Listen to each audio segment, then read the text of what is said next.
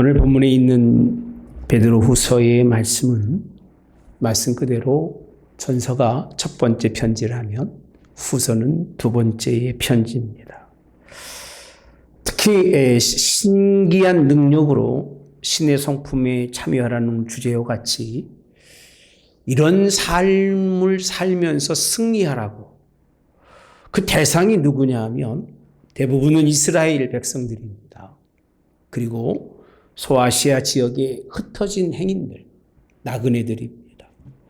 그들에게 종교적인 혼합을 좀 버리고 오직 부르심을 입은 성도처럼 경건하고 거룩하고 깨끗한 인생의 삶을 경고해 주시고 가르치시는 말씀이 베드로후서의 시작부터 끝까지 말씀이에요. 저는 또 읽어보고 또 읽어보면서 베드로 사도가 우리에게 전한 이 하나님의 말씀의 깊이가 측량할 수가 없다.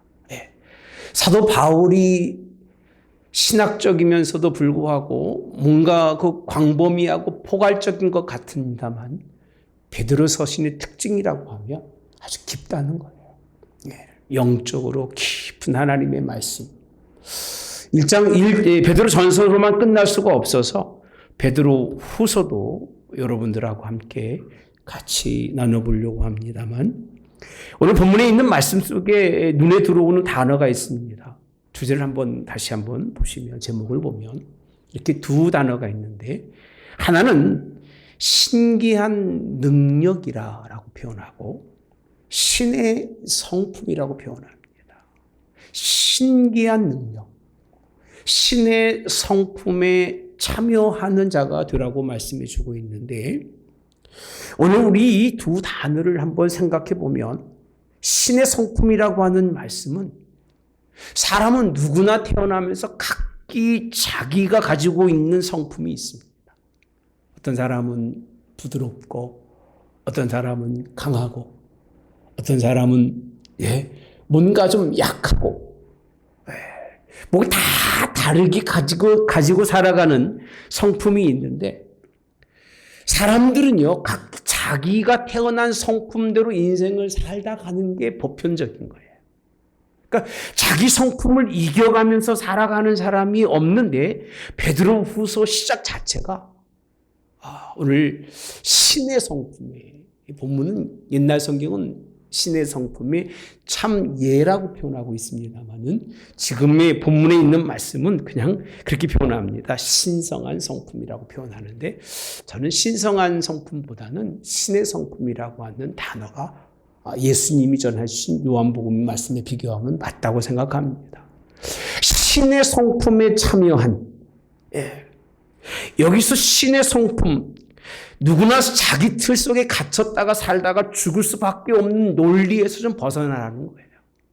자기 주관적인 자기 생각과 자기의 그런 어떤 그 삶의 그 모습을 좀 벗어내고 예수님을 닮은 그런 삶을 살기를 권고해 주시는 것이 첫 번째 단어입니다. 두 번째 단어의 특징은 뭐냐면, 오늘 본문에 있는 말씀에 보시면 신기한 능력이라는 표현입니다. 신기한 능력. 여러분들 신기하다고, 죄송합니다. 성경에 보면, 3절에 보면 신기한 능력. 뭔가 기적 같은 것들이 일어나고 막 능력이 일어나는 그런 것들로 생각하기가 너무 쉬워요. 신기한 능력. 제가 새벽마다 사도행전 하나님의 말씀을 나누는데, 5장에 가보면 베드로의 삶의 주변에는요 상당히 신기한 일이 많습니다.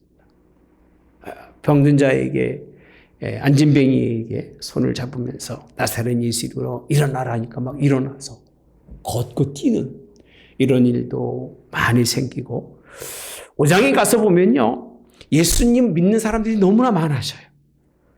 그러니까 심지어는요, 병든 사람을 메고 거리에 나가 침대와 막 꺼주실래요? 요 위에 누이고, 베드로가 지날 때에 막 그림자라도 덮이면 막 고침받는 놀라운 역사가 일어나니까요, 사람들을 데리고 옵니다. 병든 사람, 귀신 들린 사람, 다 그들이 나음을 얻다고 되어 있는 게 사도행전 5장에 있는 말씀이에요. 그 신비한 능력이 뭘까? 우리가 생각하는 신비한 능력은 이런 일들이 일어나는 거예요. 기적이 일어나는 거예요. 놀라운 일들이 일어나는 거예요. 인간의 삶의 육체가 변하는 것이 사도행전 5장에서의 그렇게 보여질 수가 있는데 베드로 사도는요, 신기한 능력을 그렇게 설명하고 있지 않아요. 기적이나 신비로운 일이나 이적이나 그런 것에 대해서 전서나 후서에 전혀 기록이 없어요.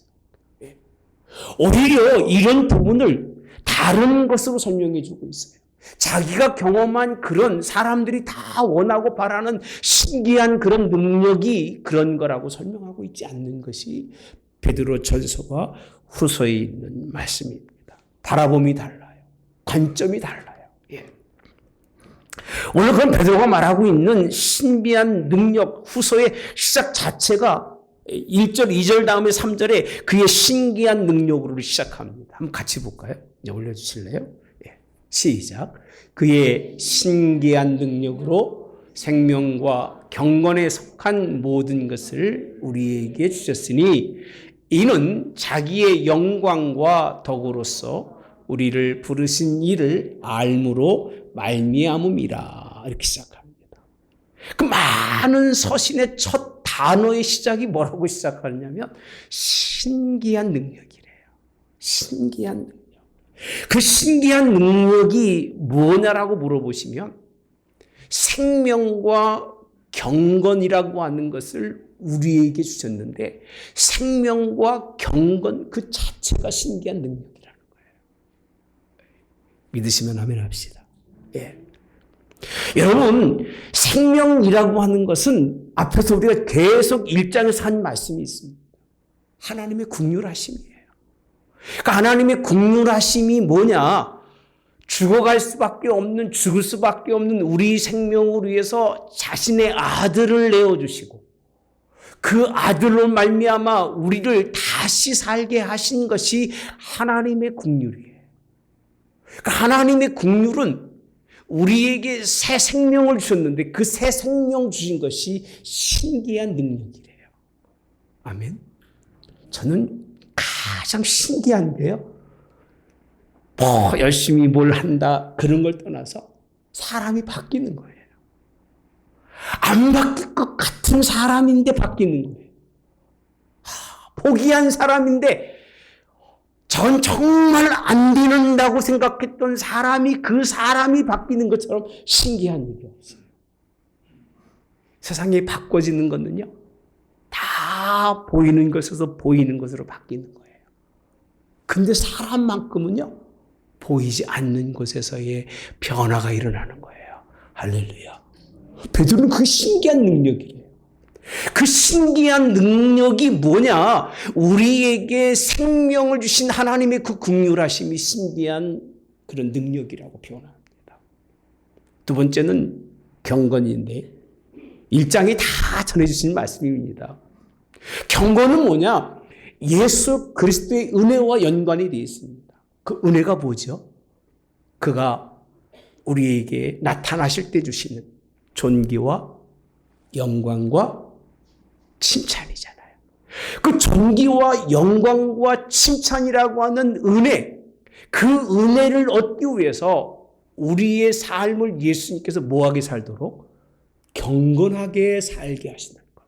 그러니까 생명만 주시는 것이 아니라 인생의 삶의 걸음걸음이 바뀌어지는 게 신기한 능력인 거예요. 아멘. 자녀들이요, 여러분들이 신기하게 느낄 때가 있을 거예요. 어느 때냐면 안 짓 할 때가 신기해지는 거예요. 맨날 지 맘대로 살고 맨날 투정 부리다가 어느 날 갑자기 일어나더니 뭐 이불도 개고 밥 먹을 때 엄마 막 도와주기도 하고 아버지 앞에 와가지고 아버지 뭐 이렇게 이야기하면 그것처럼 부모가 신기한 게 없는 거예요. 하나님의 백성이 그 얘기입니다. 생명과 경건이라고 하는 긍휼하심과 은혜에 속한 그 모든 것으로 인생을 살게 하시도록 우리를 우리에게 이것을 주신 것이 베드로가 볼 때는 신기한 능력이라고 표현해주고 있습니다. 사랑하는 성도 여러분들, 하나님의 계획은 우리에게 이 신기한 능력이 임하게 하시려고 하나님이 우리를 부르신 걸 믿으시기 바랍니다. 경건함을 통해서 하나님의 뜻대로 살아서, 하나님이 원하는 길을 살아서 여러분들이 교회가 되고 제사장이 되고 거룩한 백성으로 살다가 하나님이 부르셨을 때 그 자리에 설 수 있게 하시는 것이 신기한 그런 능력입니다. 세상에서는 맛볼 수 없는 것이고 세상에서는 얻을 수 없는 것이고 오직 하나님과 예수님을 통해서만 얻을 수 있는 그것을 우리에게 주셨다는 것, 이것이 우리에게 신기한 능력인 걸 믿으시기를 주님이 원합니다. 그러면서 오늘 본문에 이렇게 표현합니다. 자기의 영광과 덕으로서 우리를 부르신 이를 알므로 말미암음이라 이렇게 표현하는데, 저는 이렇게 좀 써놨습니다. 하나님의 긍휼하심은 생명이고, 하나님의 긍휼하심이 생명과, 여기서 보시면 영광이라고 되어 있습니다. 영광. 예수님의 은혜가 우리의 삶의 경건으로 이끌어간다면 경건을 통해서 이루어야 할 것이 뭐죠? 덕이라고 표현합니다. 이 6가지 단어를 베드로 사도는요, 우리에게 던져주고 있지만 굉장히 깊은 뜻이 있습니다. 덕스러운 삶이 되지 않으면 아무리 신기한 능력을 경험한다 할지라도 그 삶이 하나님이 자기를 부르는 삶으로 여기지 못한다는 거예요. 그래서 영광과 덕이라고 하는 그런 말씀을 쓰는데, 이 다음에 보시면 부르신 이를 뭐로? 알미라라고 되어 있습니다. 그러니까 신비한 능력을 좀 알라는 거예요. 2절에 한번 가보시면 이렇게 표현합니다. 하나님과 우리 주 예수를 뭐함으로? 알므로 라고 표현합니다. 은혜와 평강이 너희에게 더욱 많을지어다. 계속 베드로 사도는요, 우리들에게 이 신기한 능력과 그리고 더 나아가서 신의 성품에 참여하는 그 모든 것들을 그냥 막연하게 전해주는 게 아니라 상세히 설명하면서 알라고 표현하고 있습니다. 알아야 된다는 거예요. 2절에도 알고 3절에도 알지 않으면 안 되는데, 베드로 후서, 어떻게 보면 전후서와 그런 후서의 마지막인 3장에 가보시면요, 17절과 8절에 이렇게 표현합니다. 그러므로 사랑하는 자들아, 너희가 이것을 미리 알았은지, 이렇게 표현합니다. 미리 알았다는 거예요. 뭐보다 미리 앉았냐면, 모법한 자들이 미혹에 끌려 너희가 굳센 데서 떨어질까 삼가라. 미리 알았으니까 삼가하는 인생을 삶을 사는데, 18절도 시작. 오직 우리 주 곧 구주 예수 그리스도의 은혜와 그를 아는 지식에서 자라 이렇게 표현합니다. 가라 이렇게 표현하죠. 그를 아는 지식에서 어떻게 하라고요? 자라 가라. 영광이 이제와 영원한 날까지 그에게 있을지어다. 제가 하고 싶은 말씀이 무슨 뜻이냐면, 다시 돌아가서 신비한 능력은 우리에게 생명과 경건을 주시는 건데 그것을 좀 알려고 애쓰라는 거예요. 그것을 알려고 몸부림치라는 거예요. 알아야 행동하기 때문에, 알지 못하면 행동하지 못하기 때문에 알라고 우리에게 가르쳐 주시는 말씀이 본문에 있는 말씀입니다. 여러분 아시기를 바랍니다. 알려고 노력하시기 바랍니다. 어떻게든 깨닫고 인생을 살려고 그렇게 바라보는 사람의 신앙이 성장하는 거지, 다 아는 사람은, 배울 게 없는 사람은 살 이유가 없는 거예요. 다 아는데 뭘 배울 게 있겠습니까? 다 안다고 하는 것이 아니라 하나님의 이 주시는 귀한 생명과 경건의 인생의 삶을 알고 그 길로 걸어가는 것, 이것이 베드로가 우리에게 요구하는 삶인데, 여러분 알아야 할 이유가 있습니다. 그 이유가 4절에 가보시면 이렇게 표현합니다. 이로써라고 되어 있죠. 이로써. 그 보배롭고 지극히 큰 약속을 우리에게 모아서 주사 또 주셨다고 말합니다. 뭐로 주셨느냐면 약속으로 주셨다는 거예요. 무슨 약속? 큰 약속인데, 지극히 큰 약속인데 그 약속의 것이 보배롭다는 거예요. 이 말씀은 무슨 설명을 해주고 있느냐면 신기한 능력으로 우리에게 주신 것이 그 얼마나 보배로운 거냐는 거예요. 굉장히 보배스럽다는 거예요. 너무 보배스러우니까 그 보배스러운 그것을 하나님의 가장 큰 지극히 큰 약속으로 우리에게 주신 것이라고 다시 재차 설명하고 있는 것이 베드로서가 가지고 있는 그런 말씀입니다.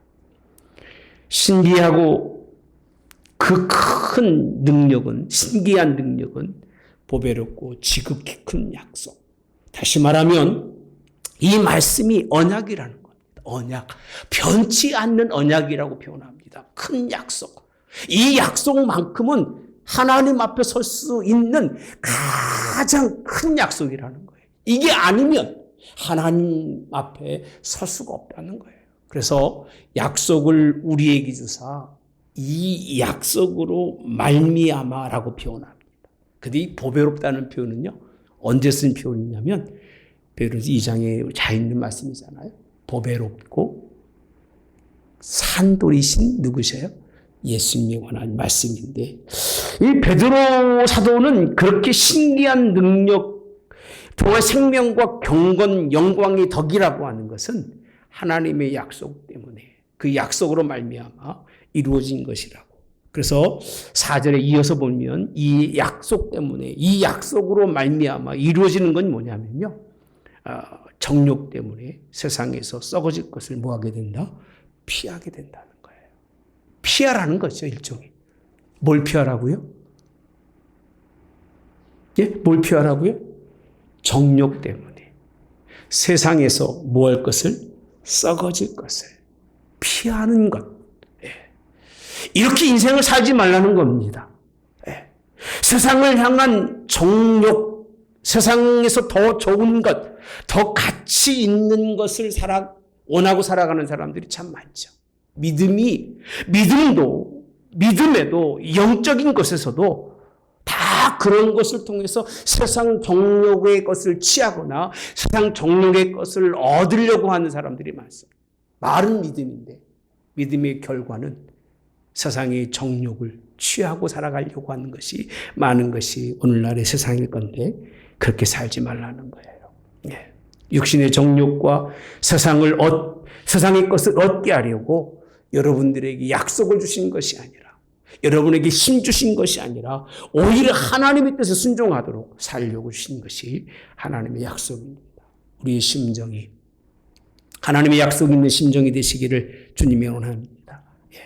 아직도 썩어질 것으로, 세상 것으로 가득 차 있다면 그것을 버리라는 겁니다.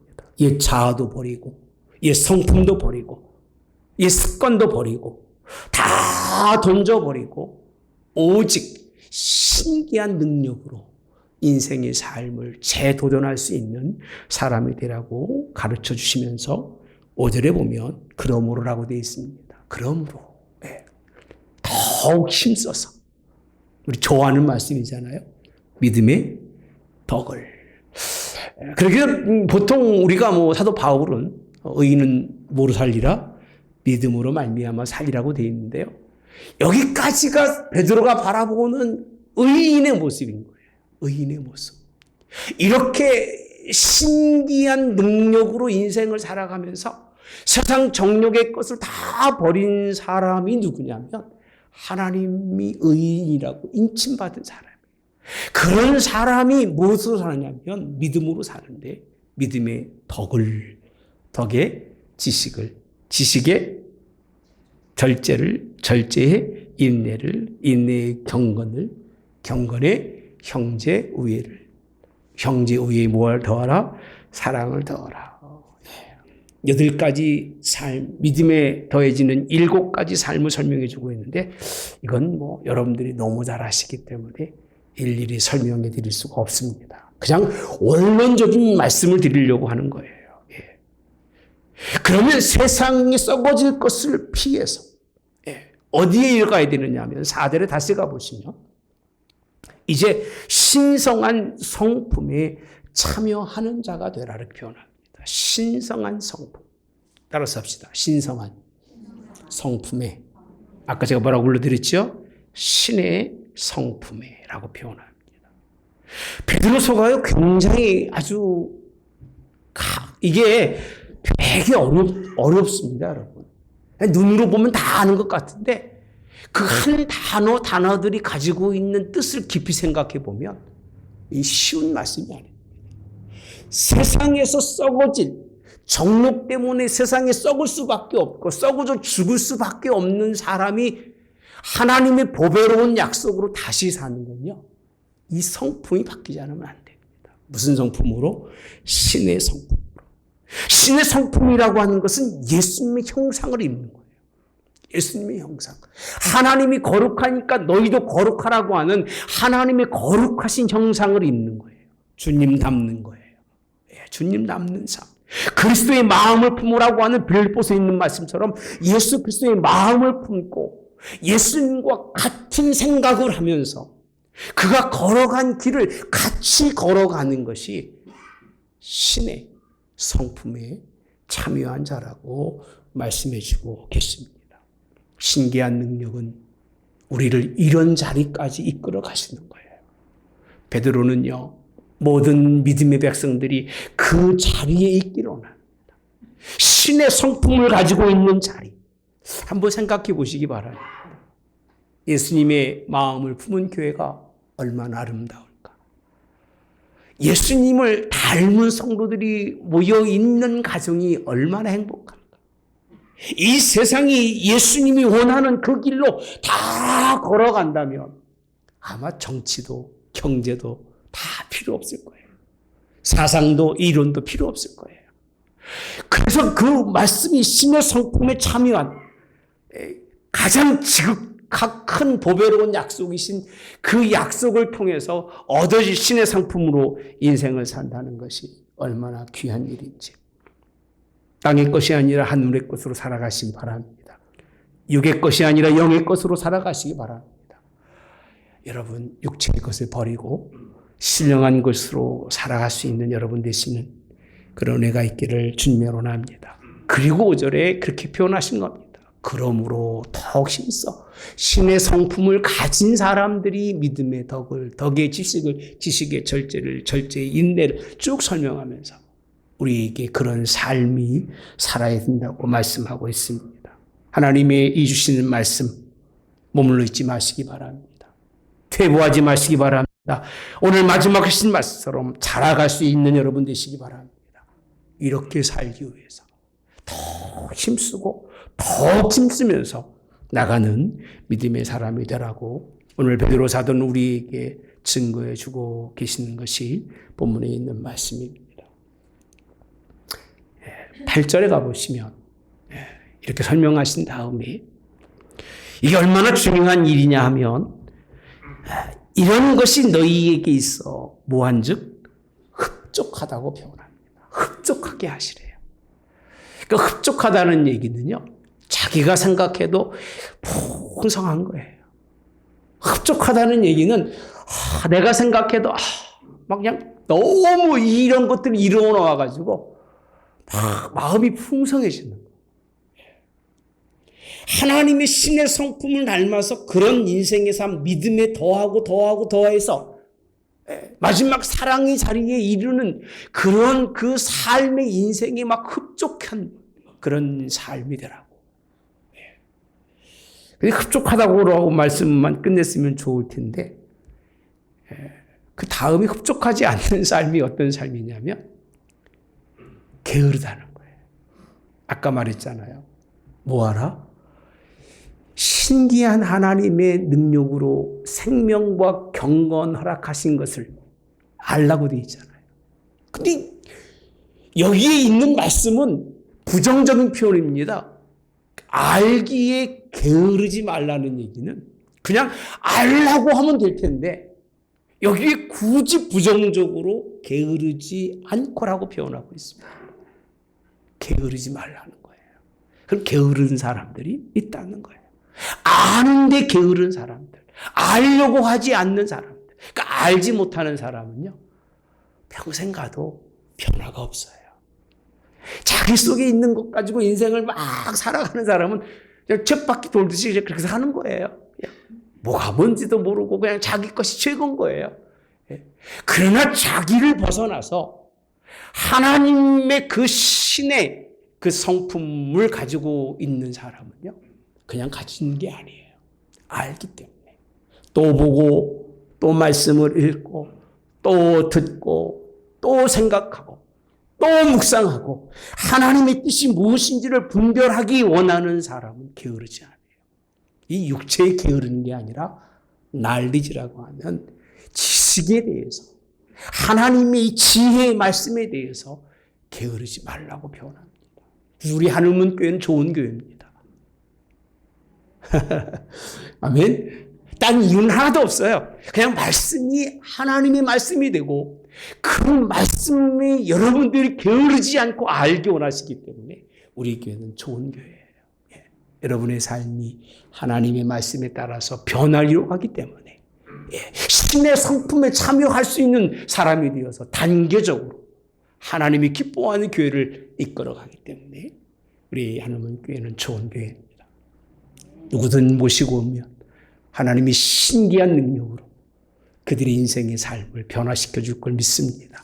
우리가 먼저 변화돼서 하나님의 말씀을 알고 먼저 가는 것을 통해서 그 다음에 말씀해 보면 뭐가 있는 자가 되자?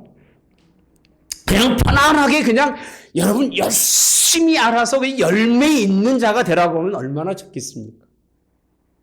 베드로 사도는요, 열매 없는 자가 되지 않게 한다고 표현합니다. 사실은 2장부터 3장 마지막까지 말씀해 보시면 난 베드로 사도가 그렇게 독한 줄 몰랐습니다. 얼마나 독하게 책망하고 얼마나 독하게 비판하고 얼마나 독하게 판단하시는지 몰라요. 근데 표가 잘 안 나요. 읽어봐도 깊이 읽어보시면 알지 못하도록 되어 있어요. 깊이 읽어보면 우리의 삶의 전부를 다 재단질하면서 버릴 건 버리게 하고 그 재단질에서 하나님 나라에 가기에 신의 성품에 합당한 인생의 삶이 교회의 삶이 뭔가를 2장부터 쭉 설명하고 있어요. 사실 제가 오늘 주보에 보면 다음 주 설교가 10편, 16편으로 되어 있는데 너무 어렵고 중하고 엄중한 말씀이라 그냥 덤먹으려고 그랬는데 어제부터 계속 하나님이 그런 마음을 주셔요. 야, 네 마음대로 했다가 너 죽는다 그러셔요. 그래서 죽으면 안 되지. 제가 죽는 게 뭐 육이 죽는 게 무섭겠습니까? 하나님 앞에 하나님의 뜻을 거역하는 것보다 무서운 게 어디 있겠습니까? 이렇게 좋은 말씀인데, 우리를 살리는 말씀인데, 신기한 능력의 말씀인데, 할렐루야. 신의 성품에 참여하는 말씀인데, 더 알게 하시는 말씀인데, 우리의 삶을 더 하나님이 기뻐하시는 삶으로 이끌어가는 잘못된 것을 설명해 주신 말씀인데 5월달이라고 해서 그냥 지나갈 수 없어서 가정에 맞는 말씀으로 잘 바꾸어서 여러분들하고 나누려고 합니다. 어쨌든 간에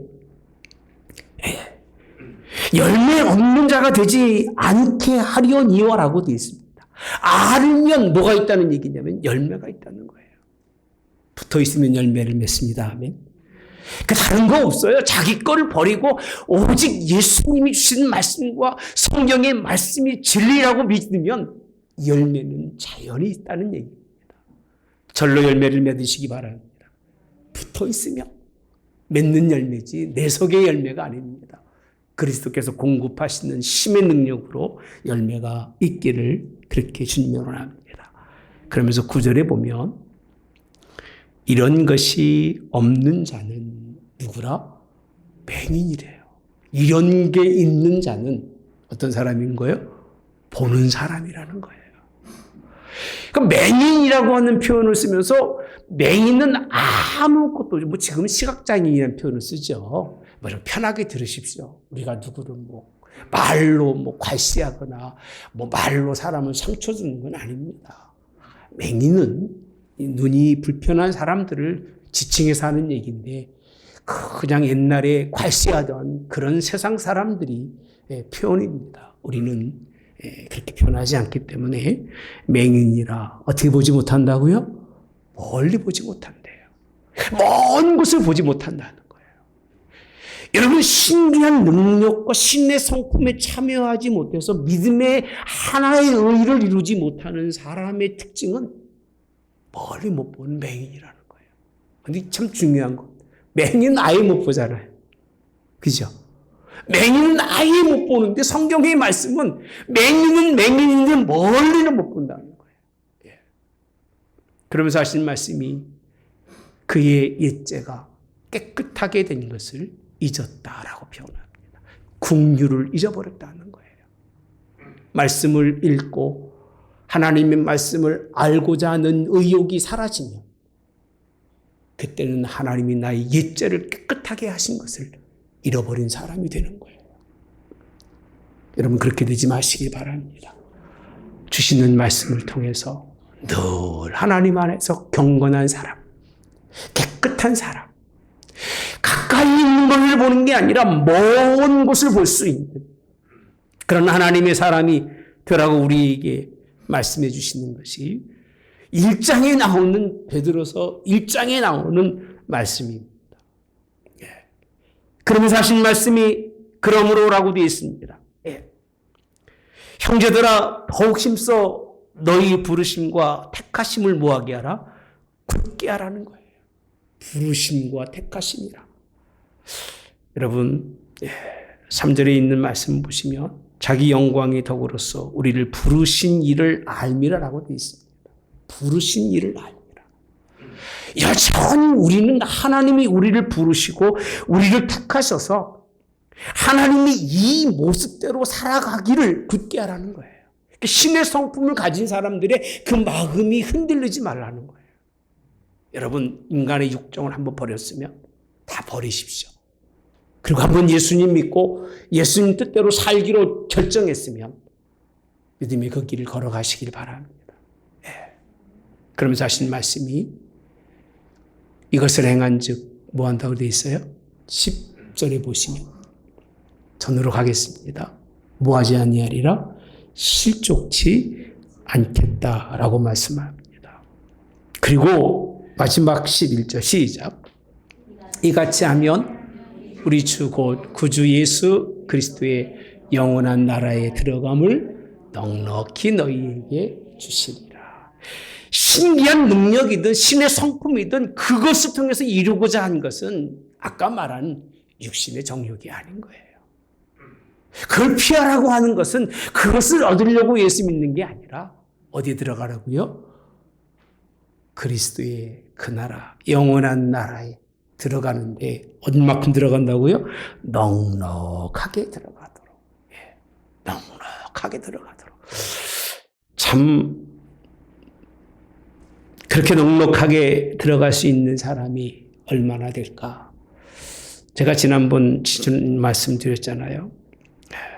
베드로 사도가 은근하게 세대 속에서, 초대교회 속에서 하나님의 구원 얻는 사람이 얼마나 될까라고 했을 때 노아의 방주 7, 8명밖에는 구원받지 못했다는 말씀.